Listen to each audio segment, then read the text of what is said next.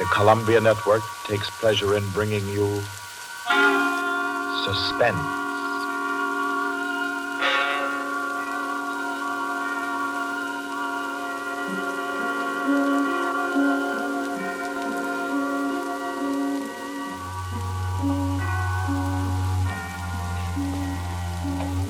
Suspense, Columbia's play theater of outstanding thrillers, produced and directed by William Spear and scored by Bernard Herrmann. The notable melodramas from fiction and stage and screen, from the world's great literature of entertaining excitement, presented each week to bring you to the edge of your chair, to keep you in suspense.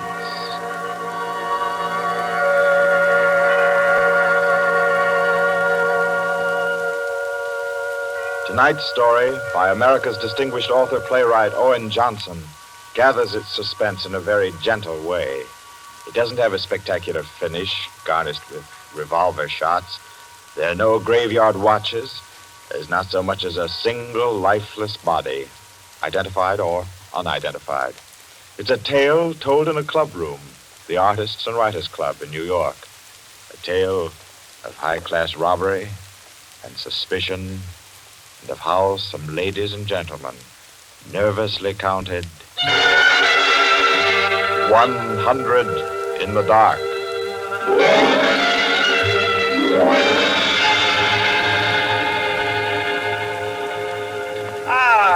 That was a fine meal. Me for the club anytime. Here, we can all sit here, Quinty. Yes, if you'll just draw up that chair for Mr. Peters. Oh, yeah. Here you are, Mr. Peters. Thank you.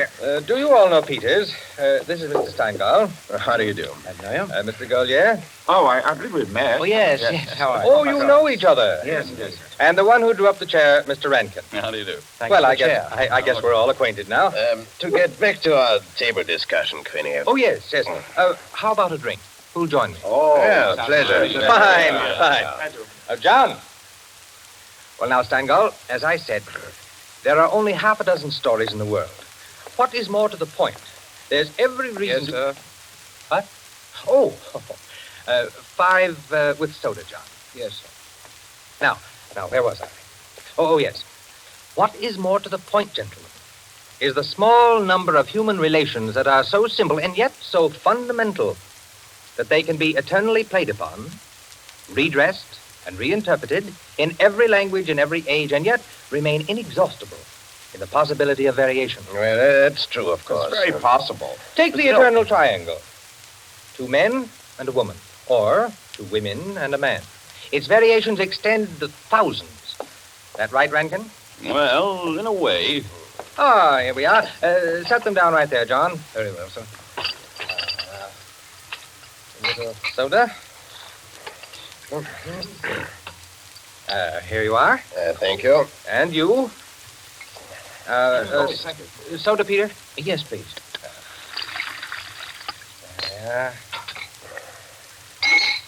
Another one. Here you are. Thanks. And here's yours. Thank you. And now, a little soda in mine. Well, here's to you all. Cheers.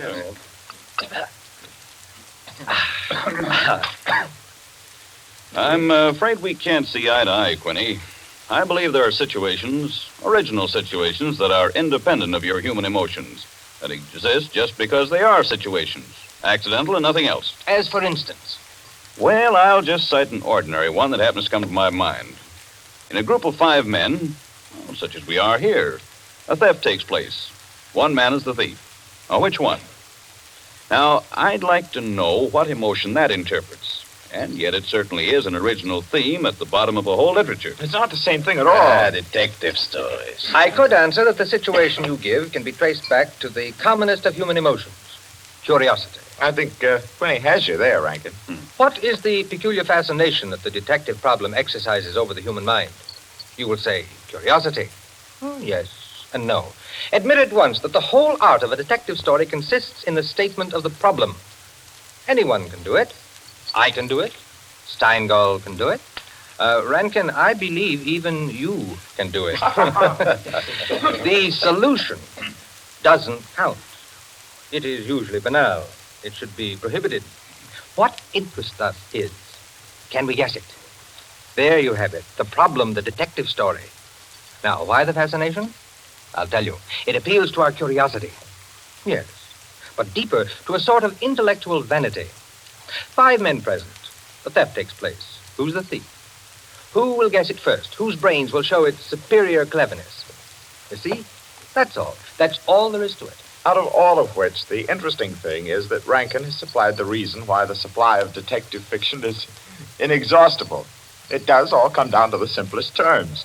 5 possibilities, 1 answer. Well, the reason is that the situation does constantly occur. It's a situation that any of us might get into any time. Yes, I know of an incident of that kind that happened to a friend of mine last month. Of course, gentlemen. You are glorifying commonplaces. Every crime, I tell you, expresses itself in the terms of the picture puzzle that you feed to your 6-year-old. It's only the variation that is interesting. Well, take the well-known instance of the visitor at a club and the rare coin, for example. You all know that story. You've heard it, haven't you? I don't think I have. Sure. Why, it's very well known. Oh, go ahead, Quinny. Tell it. A distinguished visitor is brought into a club. A dozen men, say, present at dinner, long table. Conversation finally veers around to curiosities and relics. One of the members present then takes from his pocket what he announces as one of the rarest coins in existence. Passes it around the table. Coin travels back and forth, everyone examining it. And the conversation goes to another topic. All at once, the owner calls for his coin. It is nowhere to be found. Everyone looks at everyone else. First, they suspect a joke. Then it becomes serious. The coin is immensely valuable. Who has taken it? The owner is a gentleman. Does the gentlemanly, idiotic thing, of course, laughs as he knows someone is playing a practical joke on him and that the coin will be returned tomorrow. The others refuse to leave the situation so. One man proposes that they all submit to a search. Everyone gives his assent until it comes to the stranger. He refuses, curtly, roughly, without giving any reason. Uncomfortable silence. The man is a guest. No one knows him particularly well, but still he is a guest. One member tries to make him understand that no offense is offered, that the suggestion was simply to clear the atmosphere. The stranger becomes very firm, very proud, and says, I refuse to allow my person to be searched, and I refuse to give the reason for my action. Another silence. The visitor evidently has the coin, but he is their guest, and etiquette protects him. Nice situation, huh? Well, What's the answer? The table is cleared. A waiter removes a dish of fruit, and there, under the ledge of the plate, where it's been pushed, is the coin. Banal explanation, eh? Of course. Solutions always should be. At once, everyone apologizes to him, whereupon the visitor rises and says, Now I can give you the reason for my refusal to be searched. There are only 2 known specimens of that coin in existence, and the second happens to be here in my vest pocket. that's rather obvious. Of course, the story is well invented, but the turn to it is very nice. Very nice, indeed. Well, I don't know. Ending is very unsatisfactory. The visitor should have had on him not another coin, but something absolutely different, something destructive, say, of a woman's reputation. And a great tragedy should have been threatened by the casual misplacing of the coin. Well, I've heard the same story told in a dozen different ways. Oh, it's happened 100 times. It must continually happen. I know of one extraordinary instance. In fact, the most extraordinary instance of this sort I've ever heard. Peters, you rascal. I see you've been quietly letting us set the stage for you. Well, it's not a story that will please everyone, Why not? because you will want to know what no one can ever know. It has no conclusion, then. Yes and no. As far as it concerns a woman, quite the most remarkable woman I've ever met, the story is complete. Do I know the woman? Possibly. Probably, I should say. Uh-huh. As a matter of fact, this should be particularly interesting to you because I believe that most of you are acquainted with the people involved. The names, of course, are disguised. I think, yes, I have. Just time before I catch my train to tell it to you.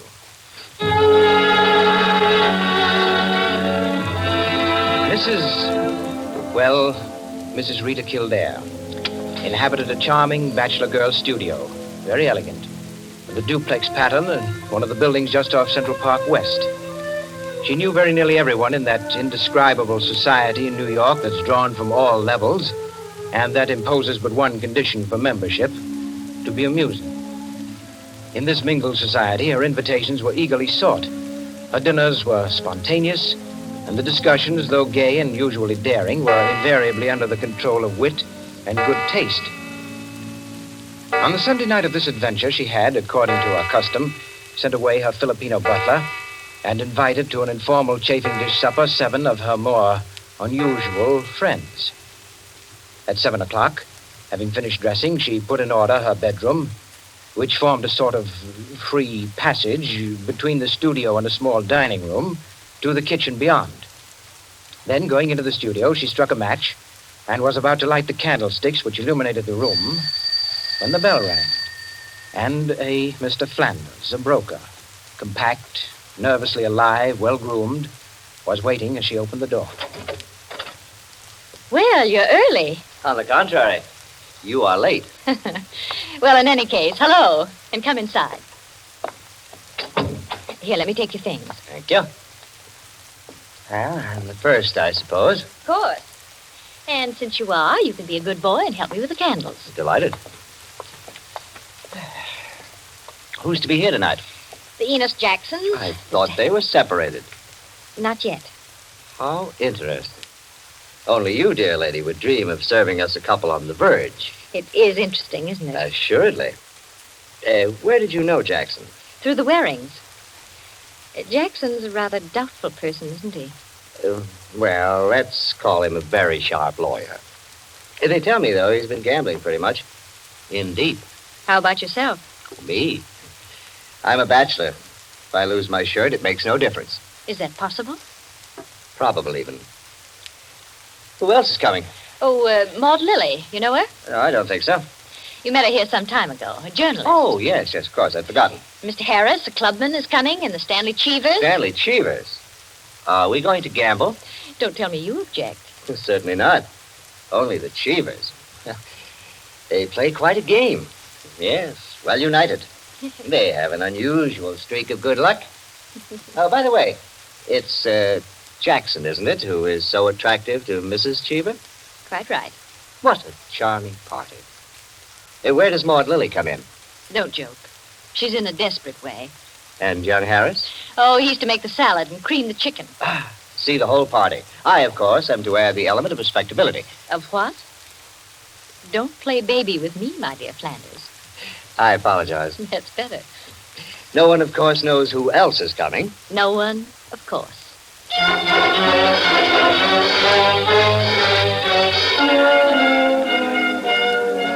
The Stanley Cheevers entered. A short, fat man with a vacant, fat face and slow-moving eye, and his wife, voluble, nervous, overdressed, and pretty.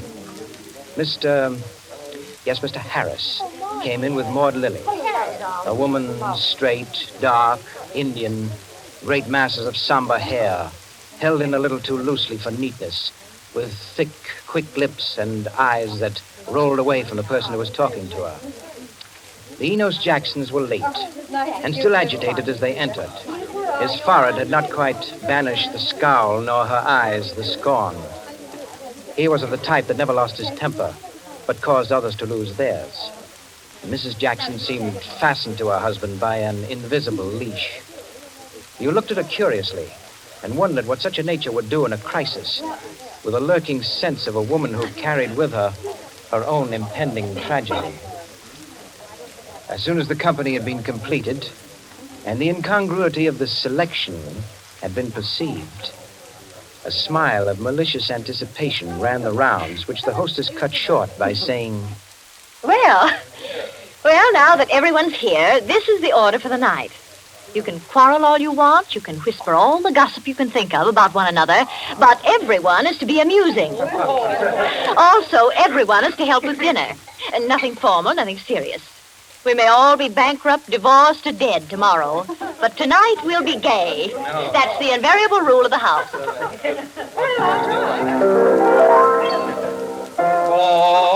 she's a jolly good fellow, for she's a jolly good fellow, for she's a jolly good fellow, with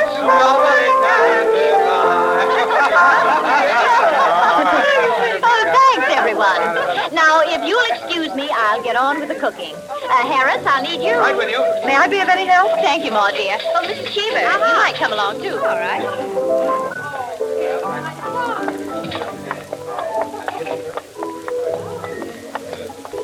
This is an adorable bedroom. Oh, thank you, dear. Now for my apron.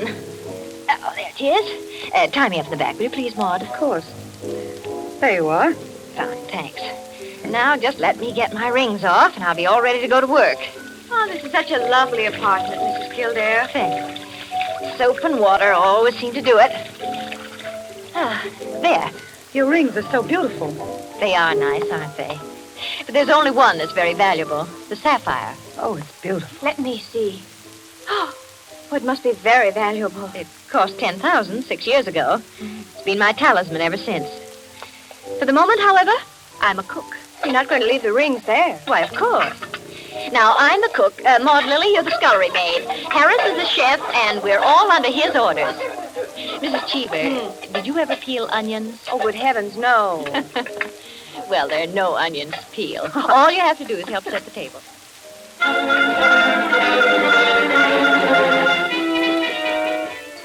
Under their hostess's gay guidance, the 7 guests began to circulate busily through the room, laying the table, grouping the chairs, opening bottles, and preparing the material for the chafing dishes. Mrs. Kildare, in the kitchen, ransacked the icebox, and with her own hands shredded the chicken and measured the cream. Flanders, carry this in carefully. Cheever, stop watching your wife and put the salad bowl on the table. Everything ready, Harris? All set. All right, everyone sit down. I'll be right in. She went into her bedroom, took off her apron, and hung it in the closet. Then, going to her dressing table, she drew the hat pin around which were her rings from the pincushion and carelessly slipped them on her fingers. But all at once, she frowned and looked quickly at her hand. Only 2 rings were there. The 3rd ring, the sapphire, was missing. Stupid. She said to herself, and returned to her dressing table. Immediately, she stopped. She remembered quite clearly putting the hat pin through the 3 rings. She made no attempt to search further, but remained without moving, her fingers slowly drumming on the table.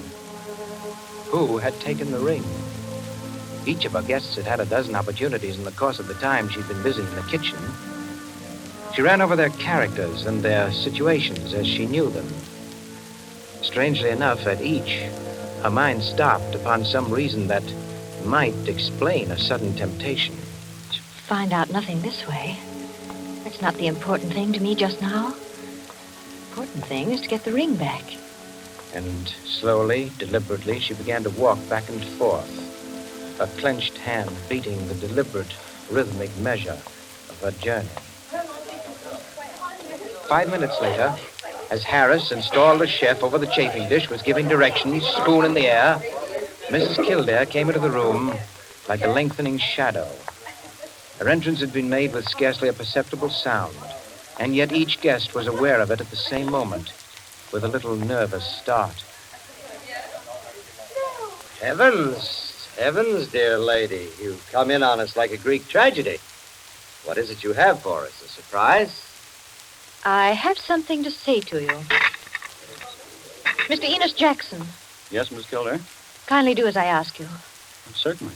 Go to the door, Go to the door. please. Yes? Lock it, and bring me the key.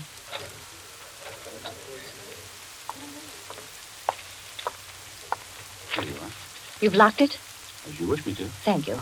Now, the bedroom door. Would you do the same? Sure.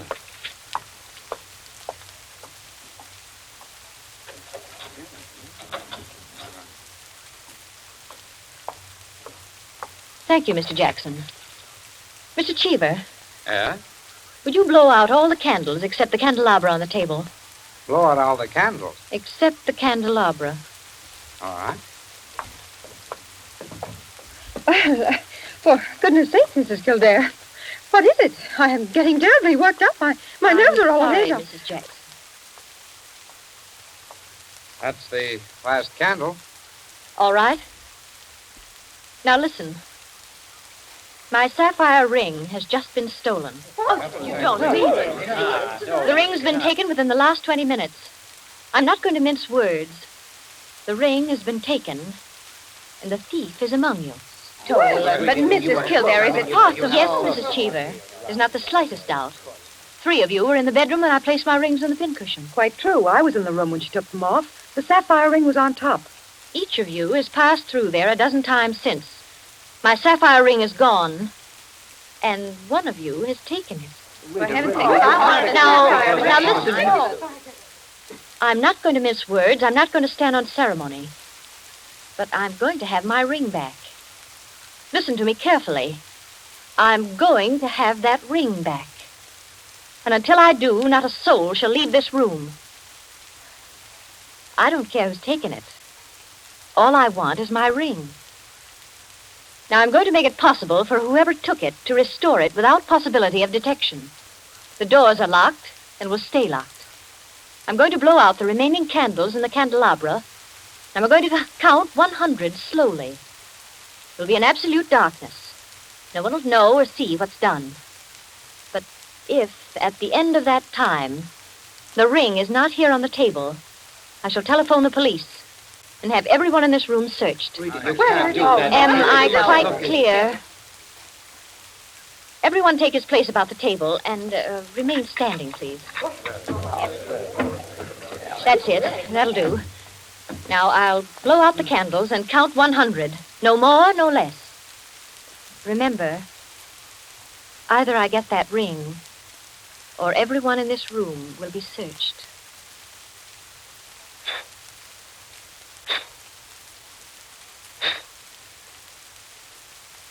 One, 2, 3, 4, 5, 6, 7, 8, 9, 10, 11, 12, 13, 14, 15, 16, 17, 18, 19, 20, 21, 22, 23, 24, 25, 26, 27, 28, 29, 30, 31, 32, 33, 34, 35, 36, 37,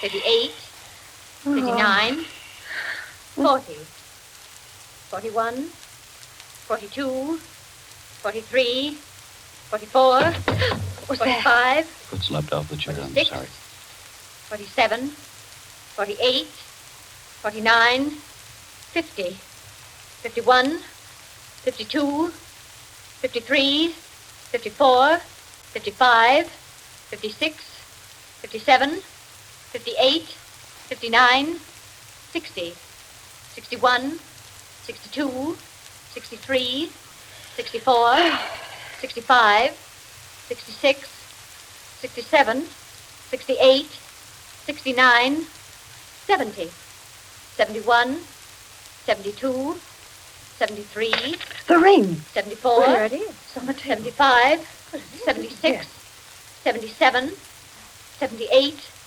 79, 80, 81, 82, 83, 84, 85, 86, 87, 88, Oh, really? 89, 90, 91, 92, 93, 94, 95, 96, 97, 98, 99, 100.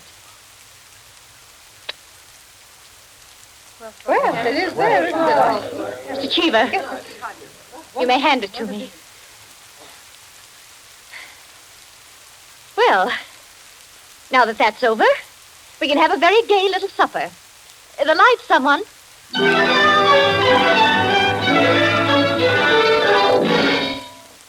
There you are, gentlemen.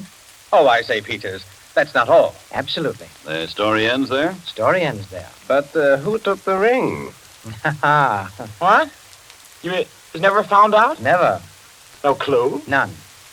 I'm not sure I like the story. It's no story at all. Permit me, it is a story, and it is complete. In fact, I consider it unique because it has none of the banalities of a solution and leaves the problem even more confused than at the start. Well, I don't Of see... course you don't see, my dear Enkin. You do not see that any solution would be commonplace, whereas no solution leaves an extraordinary intellectual problem. Well, how so? Well, in the first place, whether the situation actually happened or not, which is in itself a mere triviality, Peters has constructed it in a masterly way, the proof of which is that he has made me listen. Any of those present might have taken the ring. There are therefore 7 solutions, all possible and all logical. But beyond this is left a great intellectual problem. Well, how so? Was it a woman who lacked the necessary courage to continue? Or was it a man who repented his first impulse? Is a man or is a woman the greater natural criminal?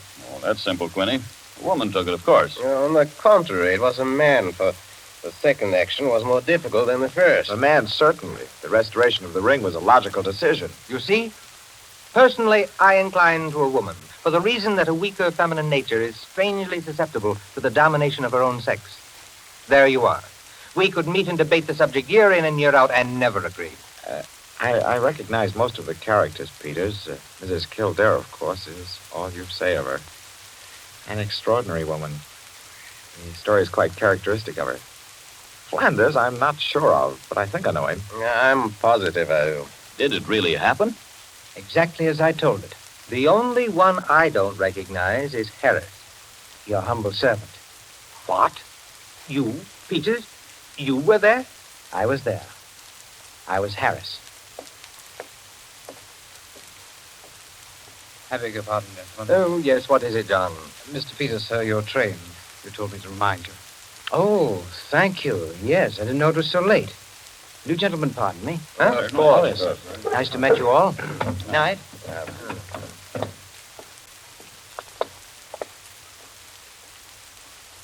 Curious chap. Extraordinary. Well, now, I wonder. I wonder if we're wondering the same thing, gentlemen.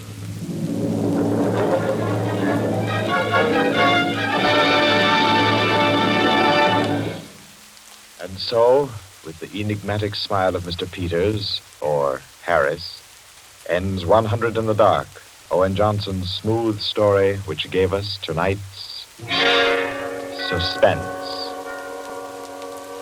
Suspense is produced by William Spear. Tonight's radio drama was written by Jack Anson Fink, directed by John Dietz, and scored by Bernard Herrmann. Eric Dressler was Mr. Peters. Alice Frost played Mrs. Kildare, and Ted Osborne, Quinny. Others in the cast were Helen Lewis, Joan Shea, Henriette Kay, Frank Reddick, Paul Luther, Stephen Schnabel, Ian Martin, and Barry Kroger. With this evening's performance, Columbia brings to a conclusion the present series of Suspense. If you've liked these broadcasts, CBS would be pleased to hear from you. Suspense has been a series presented for your relaxation and enjoyment by the Columbia Broadcasting System.